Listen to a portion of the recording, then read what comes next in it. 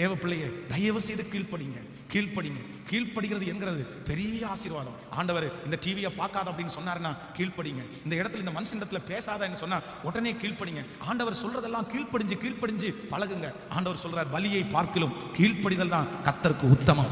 ஆட்டு கடற்கனை நினைத்தை பார்க்கிலும் செவி கொடுத்தலே கர்த்தருக்கு பிரியம். ஆண்டவர் உங்கள்கிட்ட ஒண்ணுமே கேட்கல. நீங்க ஜெபிக்கிற ஜெபம் அடுத்ததுதான், நீங்க ஆராதிக்க ஆராதனை அடுத்தது, நீங்க கொடுக்கிற காணிக்கை அடுத்தது. ஆனா ஆண்டவர் முதல்ல என்ன எதிர்பார்க்கிறாருன்னா, நான் சொல்ற வார்த்தைக்கு நீ என்ன பண்ணுனா கீழ்ப்படி. உங்கள்கிட்ட ஆண்டவர் பேசுவாரு, இதை நீ வச்சுக்கோ, இதை நீ விடு, இதுல நீ வீக்கா இருக்க. ஆனா சில காரியத்தை மனுஷனுக்காக புடிச்சு வைக்காதீங்க, சொந்தக்காரங்களுக்காக புடிச்சு வைக்காதீங்க. என் கூட வேலை பார்க்கறவங்க என்ன நினைப்பாங்க, பக்கத்து வீட்டுல என்ன நினைப்பாங்க, அதுக்காக நான் கீழ்ப்படிய மாட்டேன், என் மானம் போயிடும், அப்படியெல்லாம் சொல்லாதீங்க.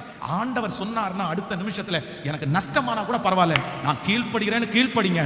அந்த நஷ்டத்தை லாபமா மாற்றுறதற்கு என் கர்த்தர் வல்லவரா இருக்கிறார். நம்புறவங்க கையை மேல தட்டி, கைகளை மேல தட்டி, ஆண்டவரே எனக்கு ஒரு பலன் தாரும், நான் கீழ்ப்படுகிறதற்கு பலன் தாரும், நான் கீழ்ப்படுகிறதற்கு பலன் தாரும்.